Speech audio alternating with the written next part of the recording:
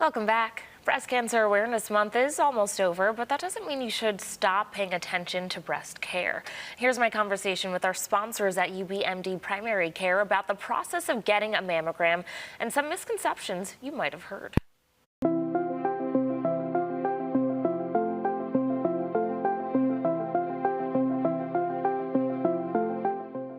Well, today our sponsors from UBMD are here. We've got Dr. Berger and Dr. Tembar here to talk about all things breast cancer awareness as we are in Breast Cancer Awareness Month. I'm going to start off with an obvious question, which is all about mammograms. And something that not everyone realizes is when they should actually start and how often they should go to get a mammogram. So give us some guidance. So most of the guidelines recommend that women start screening for breast cancer at the age of 40, and on the average of every year or every 2 years, and continue on as long as they are healthy, and that would be the recommendation. Now, what if someone watching has a strong family history or a genetic risk or disposition? In that case, we would recommend that they start early, and we may add a breast MRI also depending on their risk. Some patients have strong family history, genetic mutations, which will actually make them more beneficial to have breast MRIs at an early age, starting at even 30 years. Okay. Now let's get into the mammogram, because we know that there's kind of a thought, or it's in people's head, that it's this horrible process, it's super painful, it's going to be so long, and it's something that a lot of women avoid. So kind of break down those myths about it. So the mammogram machine is going to use a very low dose of radiation to get an image of the breast. And it will be able to get an image of the entire breast, which is important because you have glands all around the breast. There is some compression, so the image will be more clear. That compression only lasts a few seconds, and I could tell you from personal experience, it feels like it's very quick these days and very tolerable. Let's talk about something that I actually recently learned about, which is dense breast tissue, who that affects or what it means if you do have that. Very common to have dense breasts, and what that means is that it is a little more difficult to get a very clear picture in a mammogram. So women with dense breasts may have a follow-up ultrasound, or it may be ordered at the same time they have their original mammogram ordered. But it's not something that in itself is associated with a high risk of cancer. It's just something that women have that requires some extra imaging. Let's talk about false positives or callbacks. Is that common? Does it happen? And what does that mean?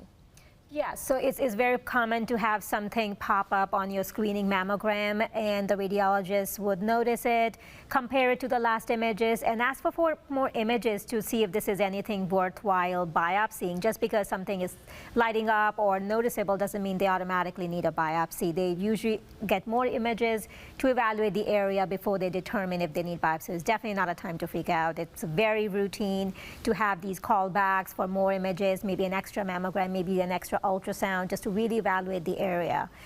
It's really, even if the biopsy is called, there's still a significant chance of finding just benign disease of the breast, which is very common.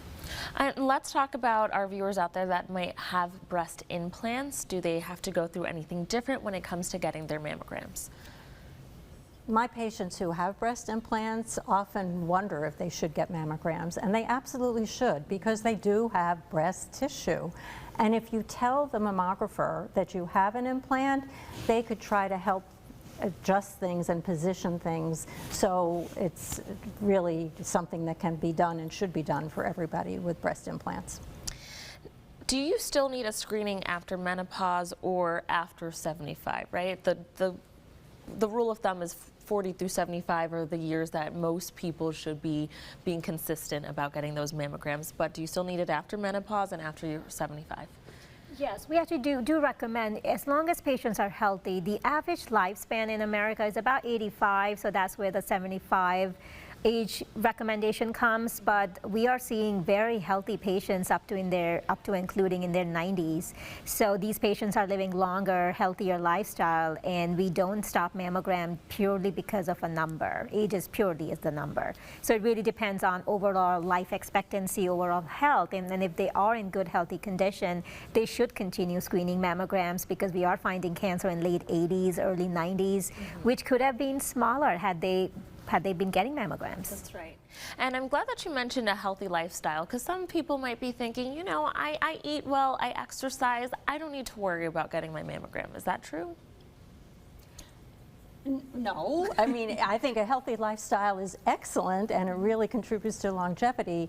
It is not something that you could count on to prevent breast cancer, and you certainly should continue with your breast screening like everyone else. And what happens if you do get your mammogram and they do find something?